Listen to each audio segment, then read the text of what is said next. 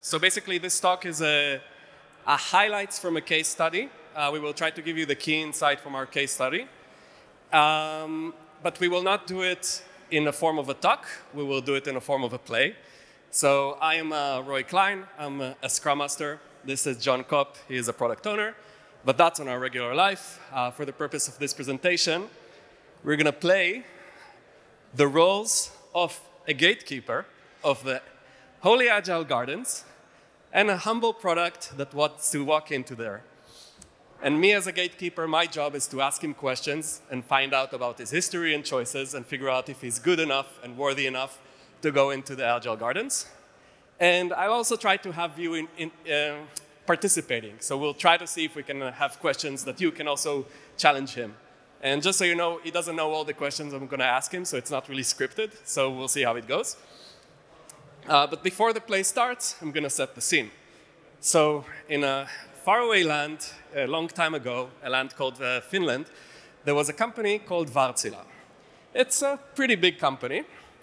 And that company liked to make engines and propulsion systems. So if you see like a cruise ship or a power plant, the engines that produce the energy to move that cruise ship and power that floating city is produced by Wärtsilä.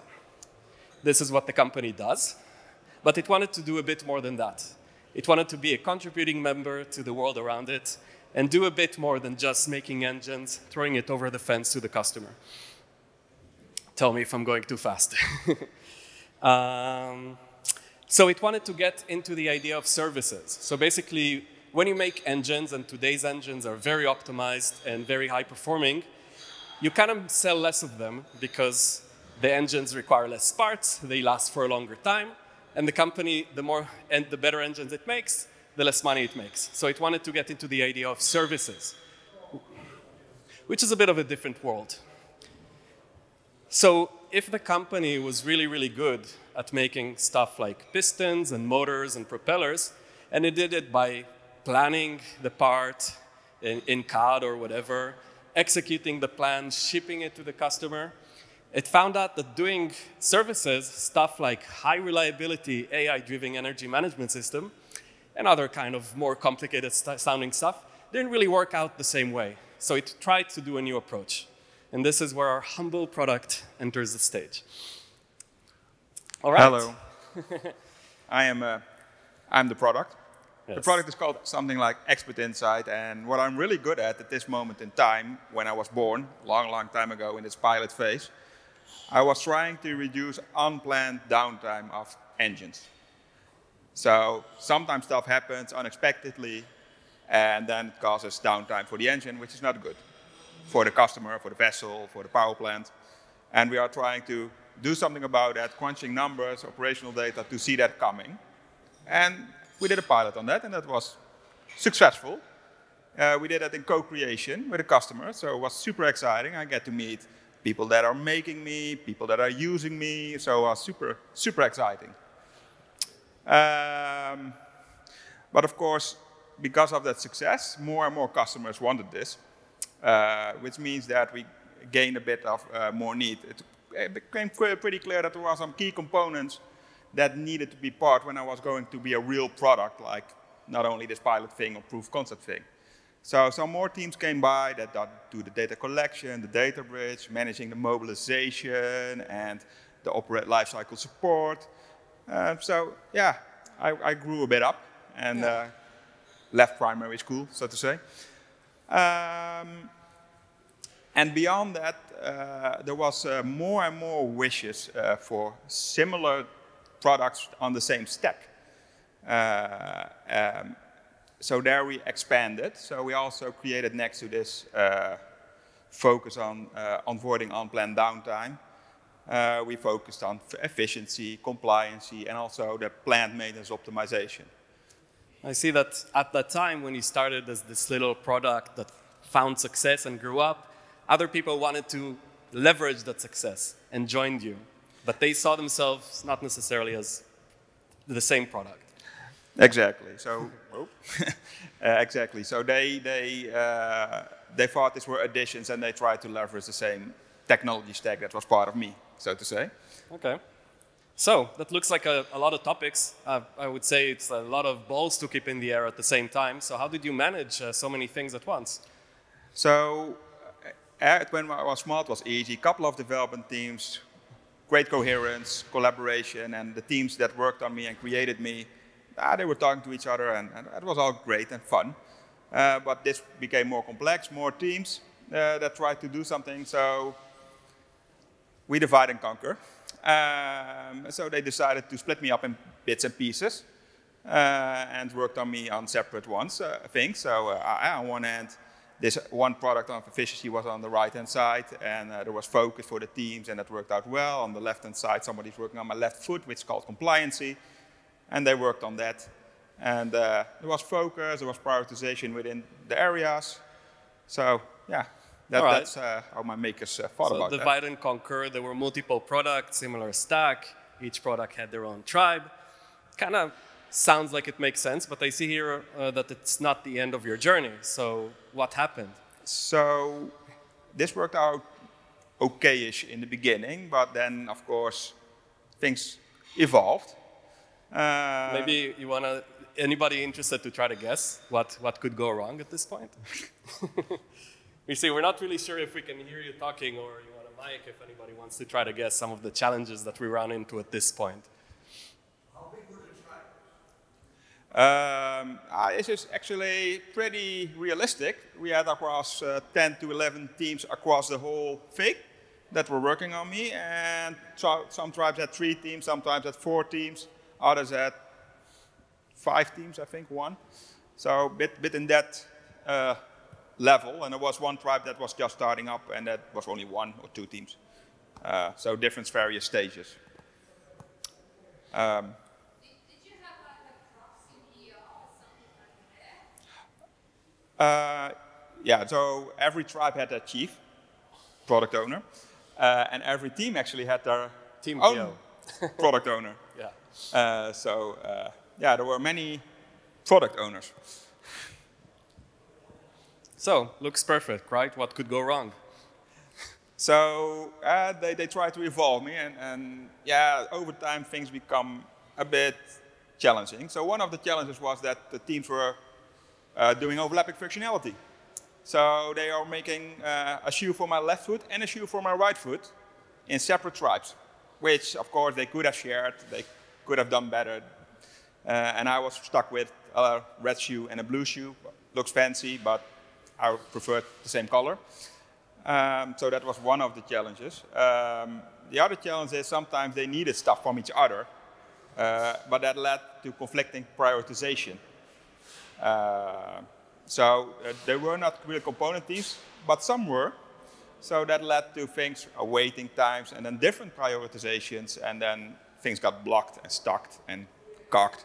And yeah, dependencies were definitely moving back to bus talk synchronically. They were definitely asynchronic. So that was one of the other challenges that grew and grew over time and got worse. And next to that, what you mentioned, there were a lot of people talking to me, and not the developers, not the teams that were working on me. A lot of teams were talking about me and with me and defining where I needed to go, and they were talking a lot about my left foot, and they were talking a lot about my right hand, but not really to each other. So that became a bit of a challenge.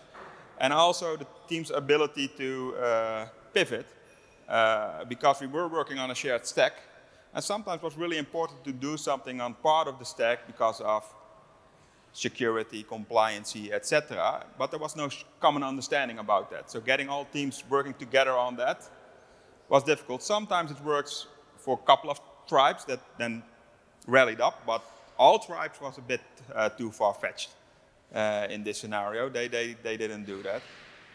And the last thing, which I implicitly mentioned already, is there was no transparency. They had no clue what was happening over the other fence. The teams didn't know from each other. The product owners Slightly, the chief product owner is a bit more, but only the high level, all the details were lost. Over time, I got more minked up during this course, so to say. Yeah, that was a bit sad part of my history.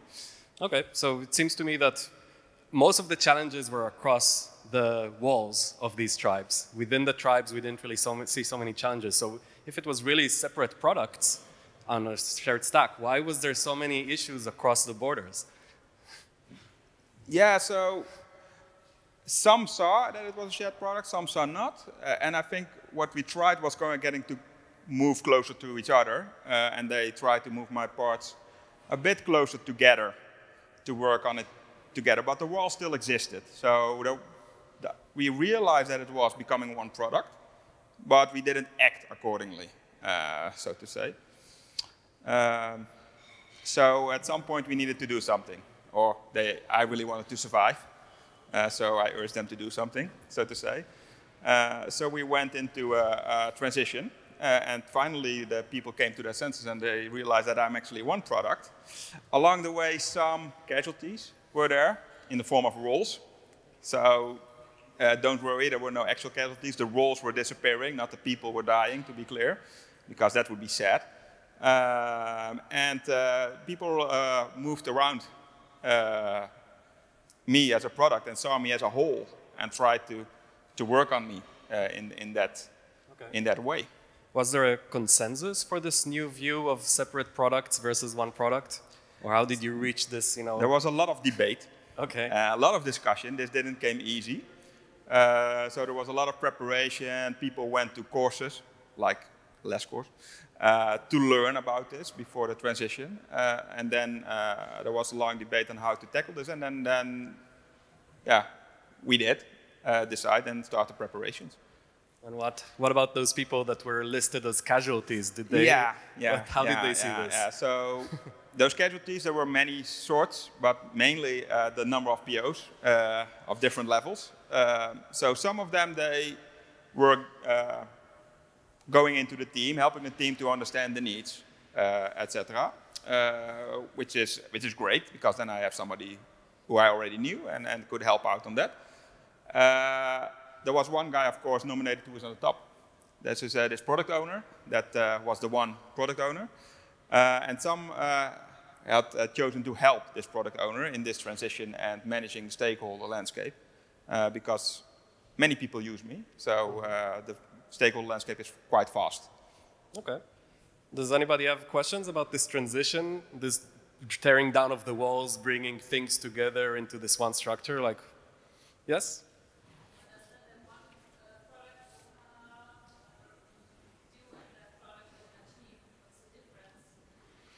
Yeah, what is this product owner team?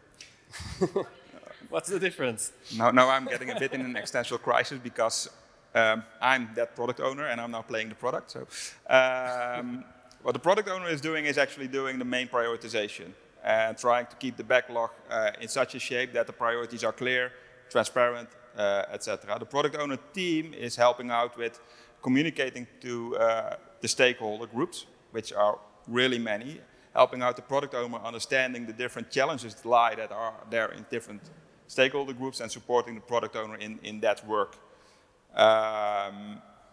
That is how it's today, so to say.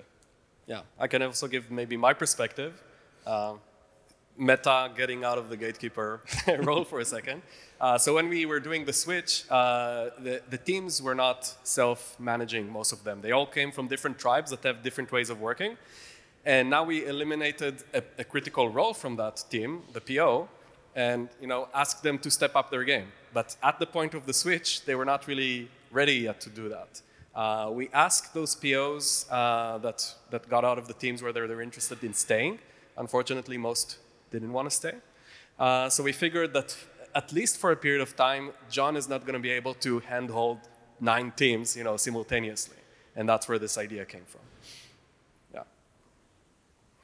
So I know you focus on that product owner, but was it on that product backlog? Like, did the merging cause any challenges? Definitely.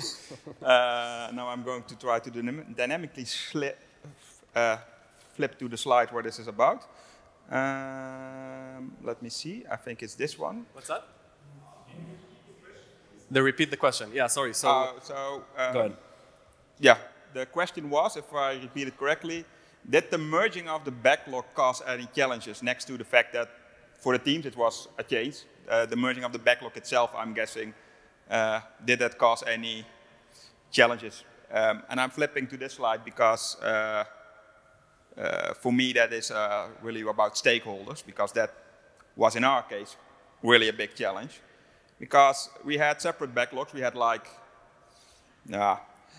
4, if you count a bit deeper, 8, 9 different backlogs, and we merged them together, so that was quite painful. Some stakeholders were thinking like, oh, my topic was on number 1, but we cannot have 10 number 1s.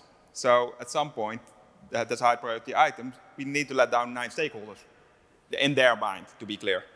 They thought, I'm not in the top position anymore, so that was a lot of talking, a lot of discussions, coaching them, letting them understand that this is for the good, that it doesn't really make sense to do 10 things in parallel in a really slow pace. But that is still a bit of a challenge, in the sense that they sometimes feel that if an item is not in progress, then it will not ever happen. They are happy that something goes really slow. It's just a bit of a thing that we need to teach them, that it's better to focus on a couple of things, preferably one thing, instead of 10 things and everything is moving slow. That is a bit of the challenge, but it took a lot of talking. And also the flexibility and the lack of view on what is coming, and the, let's say, clarity on when things are going to be done in their mind was moving away. Well, actually, it got better, but that is a bit of a difference. So we believe that it's important, that it actually improves velocity overall, and that we have seen that so far. But stakeholders need some coaching still, so to say. I'm hoping that that's answered your question a bit. It does also mean that a lot of items that were on the backlog are not on the backlog anymore, because the list was endless, to be honest. So we needed to clean out a lot. Okay, so maybe you can tell me, as the product, what you thought were the challenges during that flip. Yeah, sure. So one of the things that was challenging were the teams. They were working on me, and they had a lot of challenges to the change, so to say. So when we did the flip, there was ongoing work. I, of course, don't want to have a mutilated leg on the left end, so I want to ensure that the team leaves it tidy, that I'm still a workable product. So the chance was given to wrap things up in a smart sense, but some teams went a bit overboard and took quite long wrapping things up, because they were completing the full-blown feature and not the only small thing which was value that could have been done, so to say. So that was a bit of a challenge. Teams were need to expand their competences was a bit challenging, to say the least. And also, I think main thing there was they didn't see learning as value creation. That was a critical point. They said, if we invest in this, we will not deliver anything for me, for the product, and let me grow at this sprint. We could also work on this, what we know, and then we get value. But to me, the value creation of the increase in knowledge is value, because that allows them to work with more on the most important thing that needs to change on me at that point in time.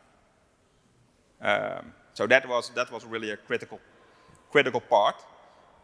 What didn't help the team to change is, of course, this established tribe mentality.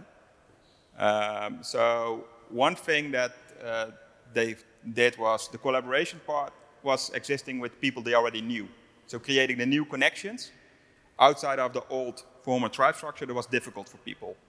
We try to push a bit for that, try to do multi-team refinements, so to let people collaborate on a topic. That is most important for me. And that worked, but we are still in this phase there. We are not there. I think still I need sometimes to scream as a product that they should talk to each other instead of only in the same group all the time. The other thing is what was interesting, the empowerment. Teams were still searching for someone that made a decision. So a typical example was DevOps. They wanted, the teams realized that they should align DevOps practice across teams, which was great. I thought, like, hallelujah, this is going the right direction. And then they asked, okay, so we need a lead DevOps guy, and we need to hire him so that he can make the decision what the best practices are. And I as a product like, but you are the guys working daily with me, so can't you figure it out yourself? You are empowered to make that decision. You don't need to hire someone to make that decision for you. I don't want a lead.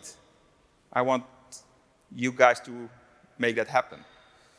And of course, teams were still picking up things in their own comfort zone. Tasks that they knew, tasks that they liked. So the same team came keeping back on my right foot, while I thought maybe another team should have a look at it as well. I saw that there was maybe a...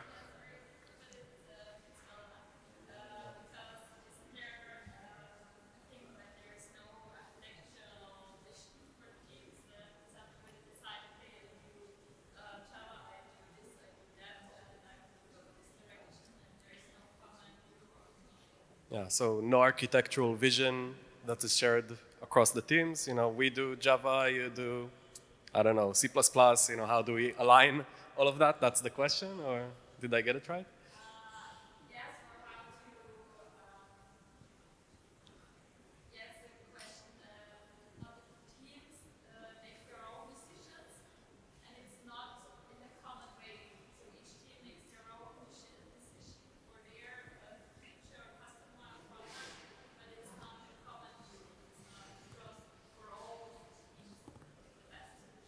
Mm-hmm.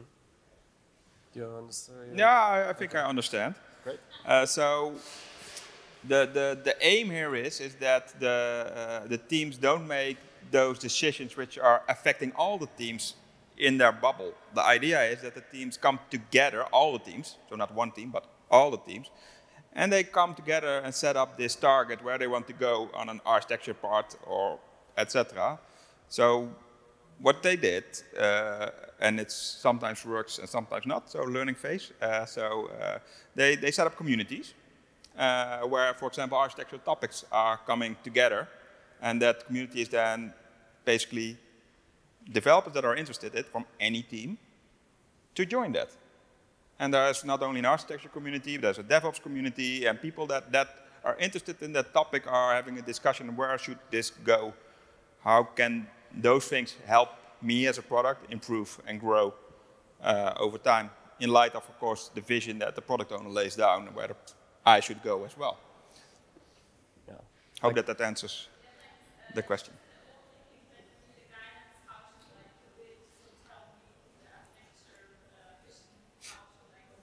So I'm going to be honest, they are trying out things. So not everything that I'm stating is working. Maybe in 3 months of now we think something different and try something else. We think this is the right road. So don't take this too literally that this is the rule that you should follow or something like that, because this is trying out. Maybe in your situation something else works, to be clear, but for us it seems to work. I can also add that in the beginning, when the switch happened, we gave the teams a bunch of tools, for example, communities and the option of travelers and everything that comes with the less, you know, but they didn't really go for it. So it felt to us that we gave them tools that they didn't really understand, they didn't really know why they need those tools even. So they were just in the beginning, some communities were meeting, looking at each other like, oh, okay, well, we're here, what now? And only now, I guess, that they're running into real challenges, some guy said, maybe I'm going to start a community, you know? I felt like I'm not really sure what could have been done better, but when it came from there, the solution suddenly makes sense. When we kind of put it on their table and said, align, here's a community, that didn't really work out. Yeah. It was just a tea break in the afternoon, so to say, for those guys to collaborate. Yes.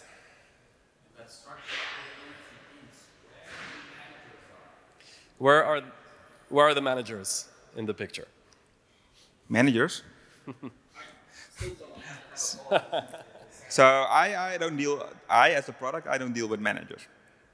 But there are managers.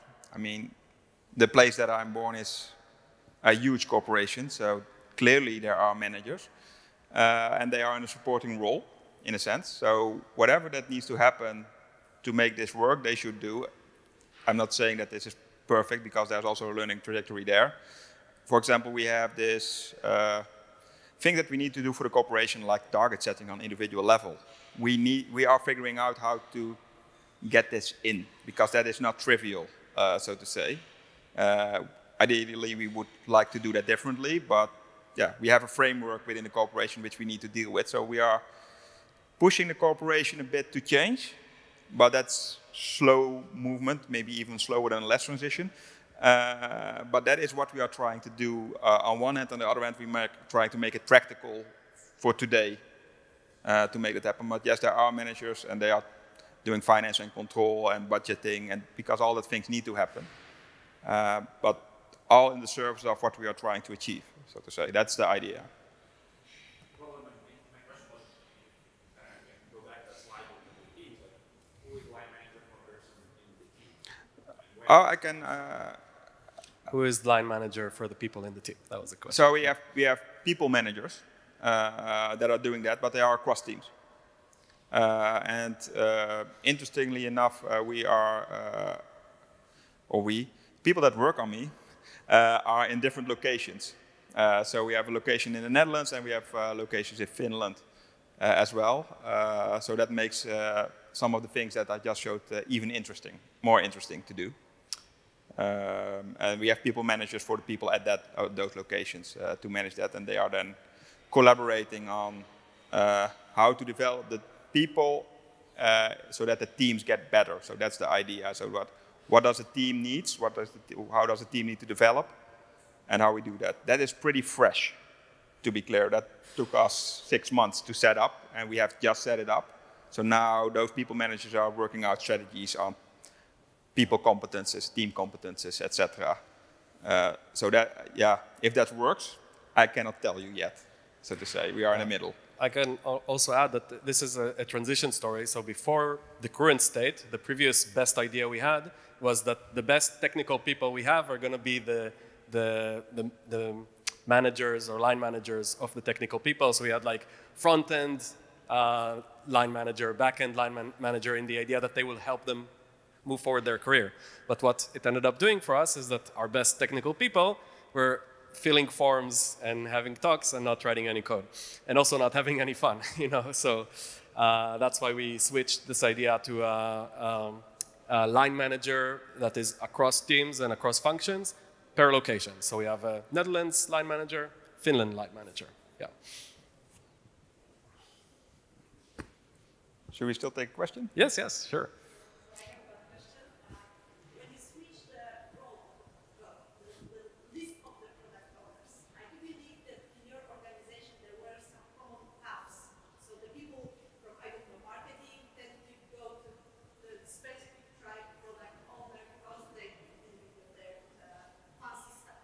Yeah. So what tools do you use to enforce the Say it back.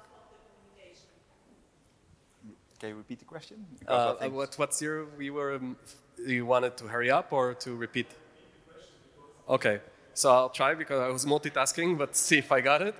So you're asking, you know, in the previous setup there were several POs, there were stakeholders and blah blah that were used to go to a specific PO and talk to them. Suddenly that role is gone, and some of them are even not in the product anymore. So, right, that's the question? Yeah, so that's a really tough transition, and it needed to educate the stakeholders, but also the former POs to deal with this differently because they shouldn't go like that, and they should go actually to the teams and to the product owner, depending on the topic, so to say. So we are trying to get this, or we are doing this refinement and trying to keep them in that cadence. For some people, for stakeholders, very difficult. So we don't have any sessions with you on this topic until you are going to work on it. Yes, because why would we have discussions now if we are working only on it half a year from now, because we have other topics that are more important. So that took some, there were some challenges there and still are. So that's coaching stakeholders mainly, and that's a lot of explaining why we do this, how this works, we think it should work, and where we are today. Also, that is really important to share. We are in a transition, so to say. So this is where we want to be, and this is where we are today, so to say. So not everything is perfect. So we need your help also to get through this transition. So it's a collaborative thing also on that aspect, in my opinion. But it's a lot of lifting. And it still happens occasionally that they go to people they know, which is fine, as long as those people know where to go within the organization and don't say, that's a great idea, will be implemented tomorrow. That would be a bit painful, so to say. All right. Should we continue with your challenges? I'm not sure you're done telling me about them. I'm done telling with the challenges we more or less figured out. In that case, we can move to the next phase. Which I'm the gatekeeper of the Agile Gardens, and one thing we like to do in agility is to look back and reflect and think, these are still there. I'm not sure. But I think we have dealt with them majorly. So the spoon feeding part for the teams was there. It's a challenge for the many people that were used to do product ownership and used to do other stuff to not feed the solution to the teams, like what we did with the communities. So to say, here's a toolbox, go use, so to say.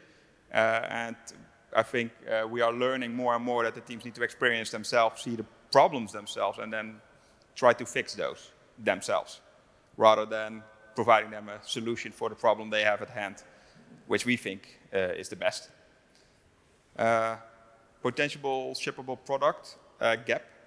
That's a challenge we still have today. So what the product owner thinks should be the definition of what a potential shippable product owner is, should be, and what the teams delivered according to their common definition of done, there is a gap, and it's quite slow to move on. So that's a challenge. Corporate versus how we work, I think we touched that. And the cognitive load part is an interesting one. We are thinking about maybe going to less huge to figure that out, but not. Can I give you a bit of context on this? Yeah. So when we were doing the switch, we were working with 10 teams. And if you open the less page, it says up to 8 teams, you can do less. More than that, do less huge. And we were considering that already in the start, because as I said, we were above the fold by just a tiny bit. But that back then we made the choice to go for the simpler translation. So let's try less first, then consider whether we're going to take the next step after that. So that was a conscious choice.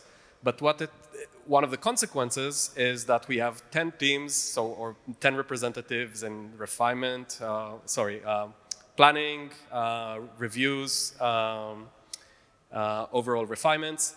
And that tends to be a bit chaotic and also includes a lot of topics. So we find that it's very tough to engage 10 people continuously in these overall meetings. So that's why we're right now thinking, how do we help them kind of compartmentalize these challenges without going back to some siloed structure. Yeah. All right. So we're done with this, right? Yes. Back with my gatekeeper hat. Please do. So something I'd like for you to do, product, is to look back at this journey that you've been going through and tell me, now that we've encountered the problems that you faced, is there anything you would have done different with this new knowledge? There are definitely things that we would consider to do differently in hindsight. 3 main things.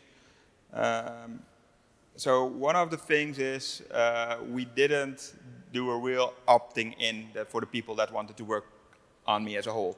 We didn't really do that, so that's something that is recommended. So we just did it. So that would be an interesting thing, I think. That does come with the other side that we rushed into, maybe in hindsight, a bit too fast in the change. So if we would ask the teams to opt in, or the developers themselves, we should prepare them. What is this change going to mean? Because you cannot ask for, are you up for this, if you don't educate them what this is, so to say. So that is the other thing that we think in hindsight should do better, or should have done better. And the third thing is giving the options to mix the teams themselves. So we had teams in the tribes. They were featured teams, most of them, free workers. So we didn't mix and match the teams. So the teams stayed and moved on to the new structure, which caused all of the challenges we just say about tribe mentality, people not talking to each other because they knew former teams. We think that could have solved it. It's a bit tricky because it's ideally should come from the teams themselves. But, and I think it also would create new challenges because nothing comes for free. But I think it would solve a lot of the challenges we saw so far. Yeah, so maybe to give a timeline, in December we kind of agreed to go for it. In January we told the teams, welcome to the new structure. And that was the amount of preparation they had. And that was including the two-week Christmas period, right? So it was basically 2.5 weeks, effectively. So that was the time period. All right. Anybody else has any reflection points about what could we have done differently? Maybe you can teach us. I don't know. Yeah? Because you said that 2 weeks was too short. Yeah. Longer time just for the people to the time curve, or you need to do something more to be ready? Yeah, so the question was 2 weeks is too short. Too short for what? For the people to get ready, for comfortable with the idea, or for us to do extra steps? Do you want to take that, or? I think mainly the getting the people on board was the main problem. We did. I think it would also improve that the backlog was better to start with, because we rushed into that, and basically I think we had a backlog of 80-ish really large things, 5 years of work, enough in a one backlog, which doesn't make sense. So we should have cut it out, and we did it along the way in the transition. But that could have been better. But the main part was getting the people, educate them, because we did that now in the first weeks of the transition, assuming that everyone was super enthusiastic about this. And I think in hindsight that should have happened before we did the actual flip. So I think there lies the biggest reason for taking a bit longer time. Yeah, so I would say that if we go back to Bas's presentation, we really went from programmer to product developer expectations from the team without really making it very clear that that's what's going to happen. So some teams, most teams lost their product owner, and some teams were like, great, now we can do this. And other teams were like, who's going to tell me what to do now?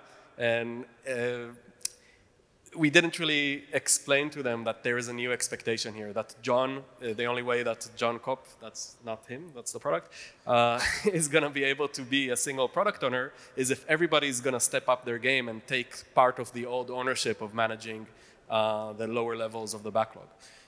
So we did like internal training. So us Scrum Masters ran like a less introduction for people. That was 3-hour sessions for a group of people. And then we thought, okay, we told them the story, they're ready. That didn't really, wasn't sufficient. Yeah. Yeah. So talking about the individual specialization going from programming to product developer, did you support this step, this changing some HR practices like bonuses, rewards in general, policies, career paths, things like that? Okay, so did we support the move from programmer to product developer by some HR practices like bonuses or? So we are in the middle of that. So now we have targets for the organization, so no personal targets. And those targets are supporting, let's say, the first steps in that transition. So they will hopefully be triggered by that. And we are working hard on getting that clearer. But that is like, we started too late on that, in my opinion also. That if we would have more preparation, we could have done that better upfront. Or let's say prepared that better upfront, maybe not detailing it out. Because now, I think, how we did it now, which we done months ago, it was a real collaboration also on, we think this should be the targets, what do the team think, feedback, adjustment. Not perfect yet, but at least way better than it was a year ago, so to say.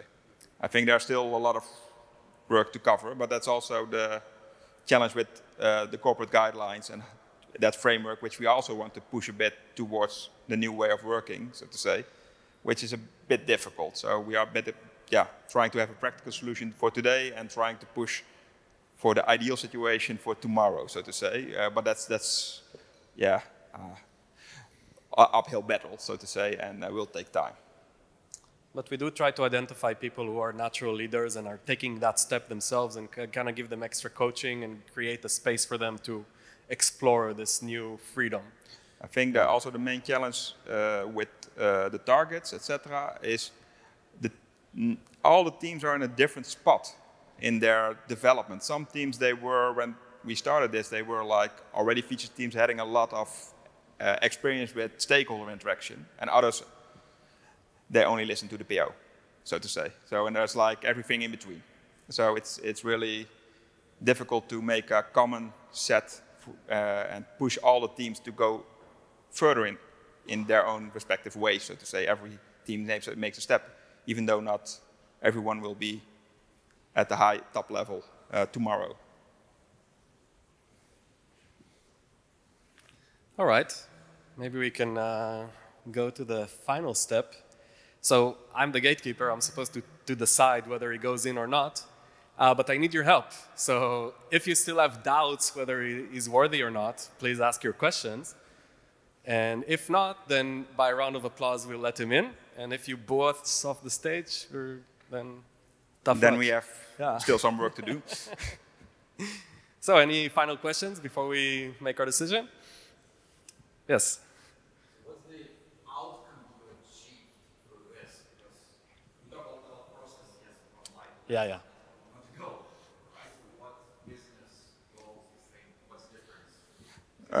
So for me, the product, the difference is that not 40 things simultaneously are trying to be improved at the same time while moving really slow. Now we have only a handful of things where the focus is on and moving quite faster in that.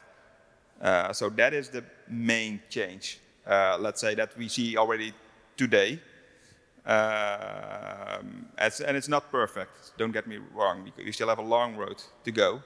But we already see that positive change, and also that's also, I mean, that it has a bit of a suction working for people that want to put more on top of me as a product. That's then a new challenge that comes while we are still in the middle of the transition. I can maybe give two practical examples of stuff that in the past were very hard and now they're very smooth. So we had a bug that was across the infrastructure, and one team thought it's #1 priority and their stakeholders thought it's #1 priority. Another team thought it's nice to do, but we're not going to deal with it right now. So the team that thought it's #1 priority did the best they could, come to the stakeholders and said, we fixed what we could, but it's still ongoing, we're very sorry. And the other team was like, yeah, we're not touching this, you know? So these kind of situations where we expose ourselves to the stakeholders in the sense that we try to do the best for them and still fail because our process forbids us to succeed, you know? That was something that was very frustrating for the teams because they really tried their best. And that's no longer the case. Nowadays, you know, when there's a bug, somebody owns it end to end. So that's one practical example. And another, if I may, we had a feature that everybody agreed was the #1 feature. The stakeholders were screaming for it. The developers were like, yeah, they're right. But what are we going to drop? Because my number one priority, I think it's very important. You think your number one priority is very important. Who should do it? And in the end, we both agreed it's more important than what we do, but then nobody did it, you know? So those are two actual examples of stuff that made us think, you know, something here is fishy. You know, we cannot do the things that we think are the most important just because there's no way to you know, agree on them. And I think one other thing, the discussions on the priority, because of the more transparency, because before the priorities were hidden in 20 backlogs, those discussions became more to the point. And people couldn't hide. We had stakeholders who had priorities in all backlogs. And now they need to decide, is this item that you really want more important than that item? I need you to tell me what you think the value is, and you justify it so that we can do the right prioritization. So those discussions are tough, but really relevant, so to say. While before it was clouded with fog, in a sense. Handsome guy in blue. Thanks. You told us before that at one point you got a red and a blue shoe as a product. Yeah. Maybe you put a sneaker. Did it happen after the second flip? Before the flip, you mean? Yeah, and did it happen again? Good question. Before the flip, it definitely happened more than once, more than I liked, so to say. After the flip, in the beginning it still happened, but then at least the teams were recognizing it, that it was happening. And then the discussion came, so to say. So how do we prevent this in the future? Why did this happen, etc. And before it was just happening. And 3 months later they realized that what has happened. And now it's more closer on the ball, so to say. But I think I see someone on the right-hand side urging us, I guess. Yeah. Okay. So thank you. If you still have any questions, please catch us. Now's the time to decide. Are we in or out? Click. Thank you. Thank you very much.